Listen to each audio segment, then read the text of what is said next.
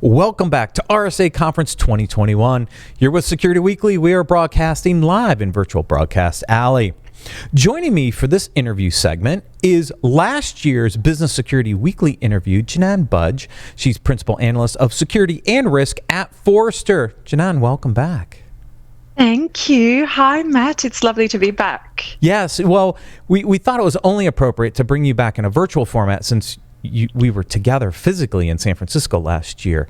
And you've got a great topic we want to talk about today. And this is really about security culture and how to build that security culture in an organization. You know, we cover this topic a lot on our Business Security Weekly podcast, primarily because we talk about leadership and communication and in the human side of security a lot on that show. And we talk about security culture and how to build a security culture is some of the segments that we cover on that show. Give us a little background on some of the research and some of the work that Forrester's done on really digging into this challenge around security culture. Yeah, absolutely. So look, this has been a passion of mine since the beginning of time, since I started in security 20 plus years ago. And as you can imagine, back 20 years ago, do you remember, Matt, when you're in security, you could either be a pen tester or a policy person. There were the two things, and I was neither. And I always thought there's such a room in security to talk about the people element. Wasn't really quite sure what that is. So fast forward 20 or so years, some of the research that we're doing in this space centers around various aspects. So there's the typical stuff that people think of when they think of security culture, which is the awareness, behavior, and culture. Super important, and we can touch on that today. But then there's all these other bits about people that get forgotten. And I love how you just said that you talk quite a lot about business, communication, leadership. We've done a whole bunch of research on CISO's Guide to Leading Change. So how do you, as a CISO, as a security leader, as a security professional, how do you feed supporters and manage detractors to push through all of the security programs within the organization? Another people thing that gets forgotten about completely, and that is the internal culture of the security team themselves. We seldom talk about that. And there's a whole hidden problem in security that no one talks about around toxicity and how do we manage that concept of the brilliant jerk that unfortunately seems to be rife in our industry. And last but not least, which you've alluded to, a key component of culture is leadership and the investment we all have to make in ourselves as people and as leaders. Yeah, so I started in the industry over 20 years ago as well.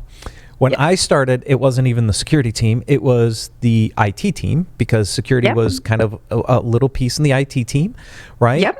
And then you're right. I went both directions. I did some pen testing. Oh, you did both? I did. Oh, good on you. I did none. I'm like, I'm not doing any of that. I think I got pulled into it because I was building out some security practices for some of the resellers back then. And we were using... we were doing basic pen testing and assessment work to really help kind of understand the posture of the network. And so I did that. And then I went to the policy side. I spent a lot of time in the governance, risk management, and compliance space under information protection. It wasn't even called information security at the bank where I was.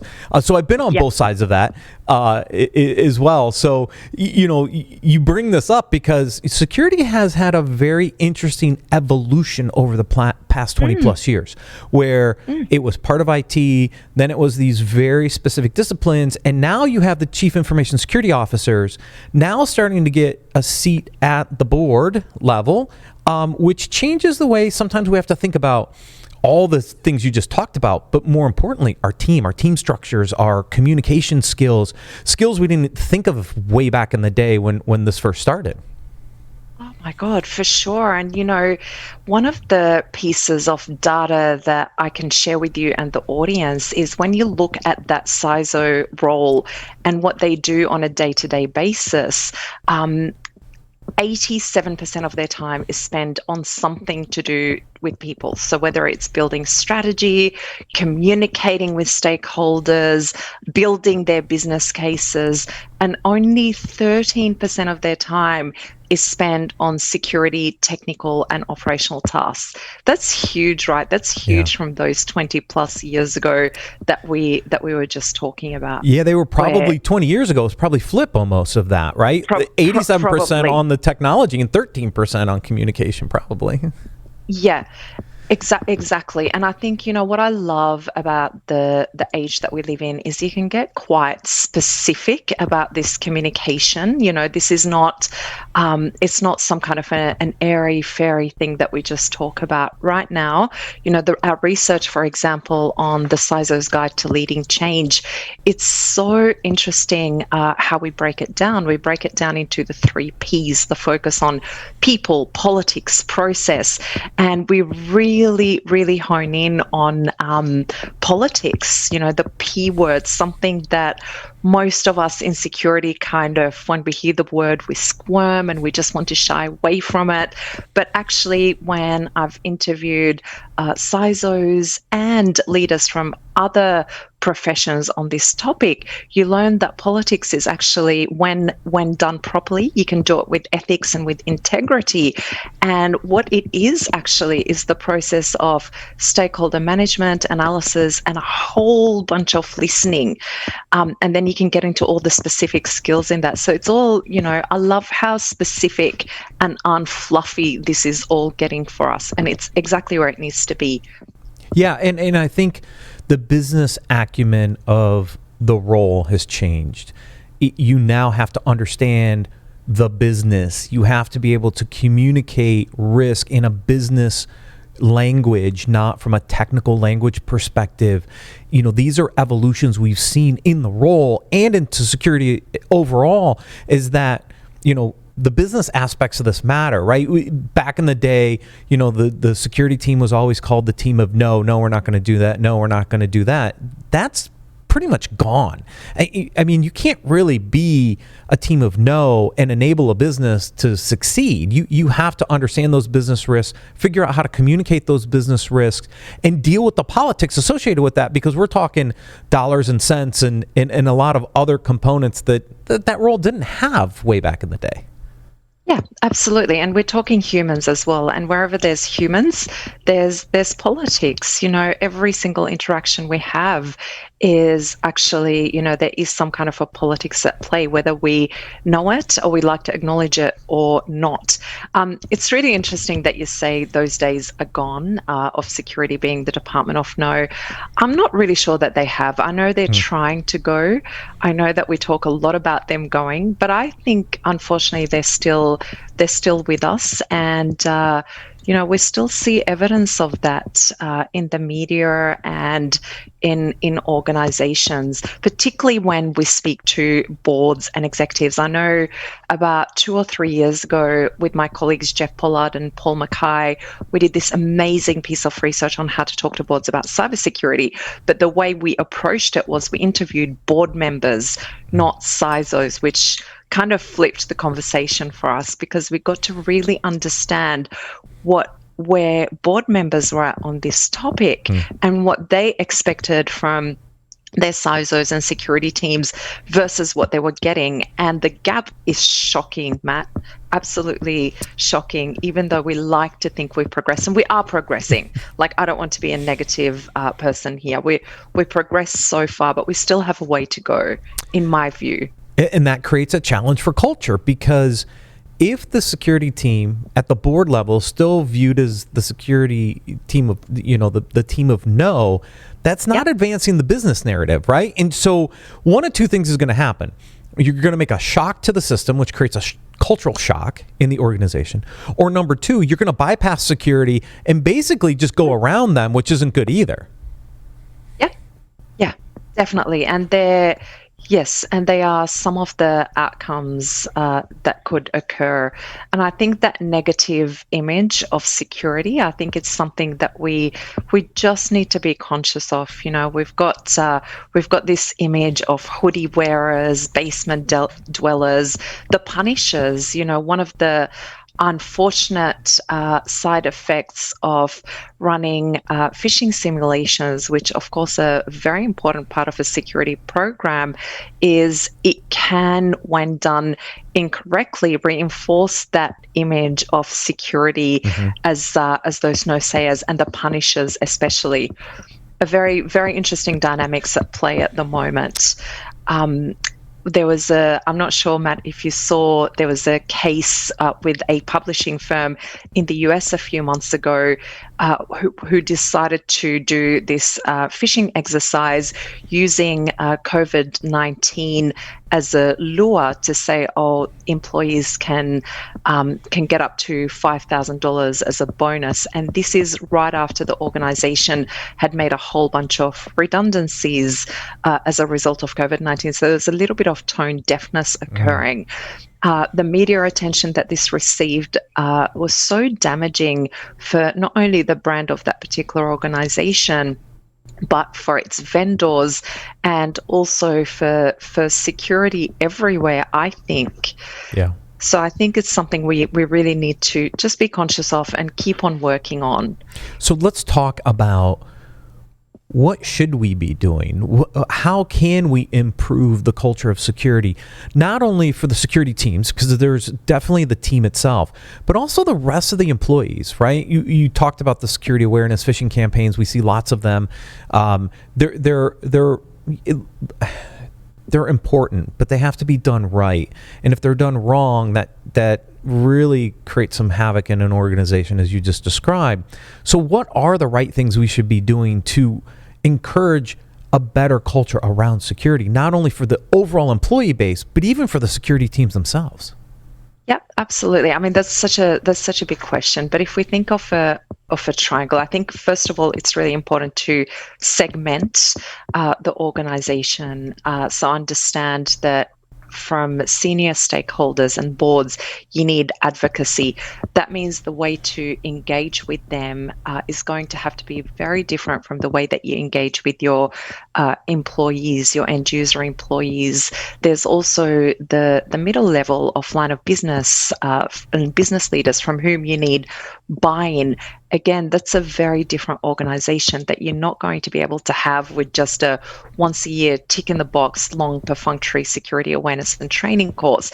And there's outside of your organization as well, leading organizations are recognizing that they have to extend this security, cyber safety conversation to their customers. And we see financial services doing an amazing job at that. So understanding those dynamics, those threat communities, understanding the behaviors that you want to change. There is a really great security behavior database by a company in the UK called CyberSafe that's out at the moment, and it's crowdsourced, publicly available. You should check it out, and it's got a list of security behaviors linked to risk. And once you hone in, okay, what are the behaviors that are actually causing me issues in my organization? Only then can you start thinking about how you can transform those behaviors. And then the whole field of transformational security awareness initiatives versus perfunctory, they're two completely different things. I mean, the way that we do security awareness and training right now has got, I've got a quote in one of my presentations that I just did this morning. Users will say things like, I just want to poke my eye out with a stick versus sitting through some of this, which is terrible because terrible brand for security. You're not going to be changing behaviors. So you really have to think about transformational. And there's some design principles for that. You can use nudges. You can make it fun and humorous. Micro-learning, nano-learning. So there's a whole bunch of design principles. Again, we're getting very specific now. This is not just some kind of a fluffy la-la-la, like make it fun. You've got some stuff to work with now in 2021.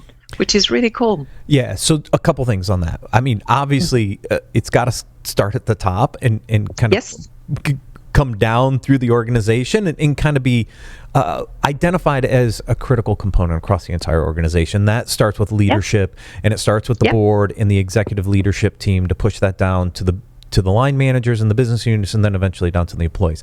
And I think that's so important, right?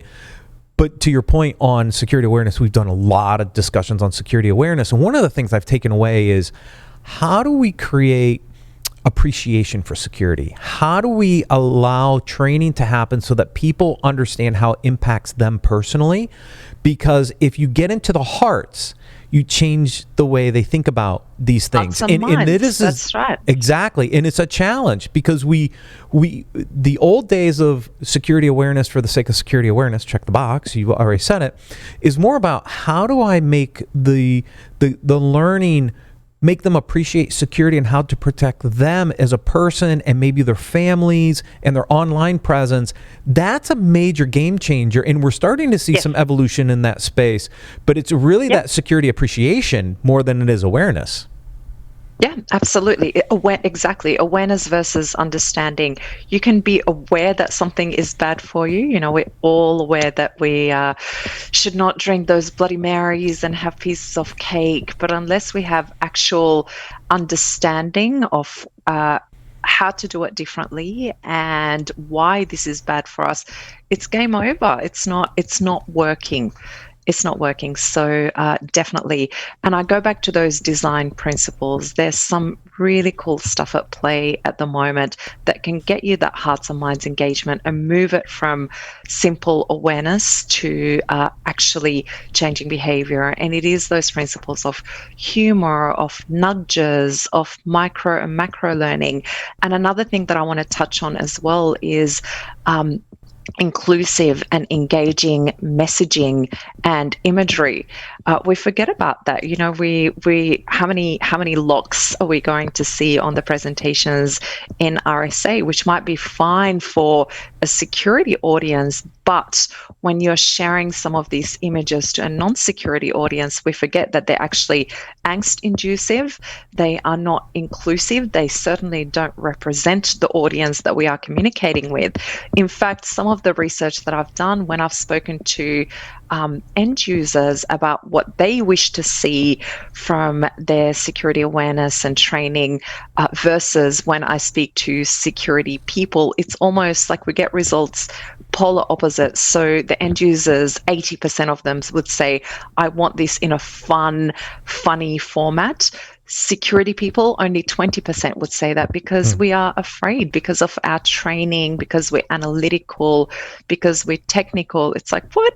You want to make something so serious fun? I don't think so. Well, Paul and I try to do that on the podcast, so we try to bring some humor into it. There's one other angle I want to touch on quickly, and that is talk to me. At the team level, right?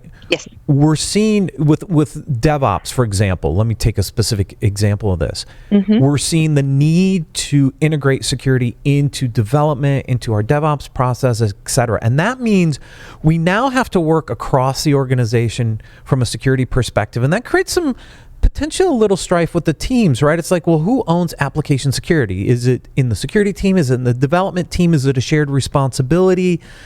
I mean, we're going to see more of this, I think, in certain areas. And so how do you address this kind of like changing environment of even where security should be applied in an organization?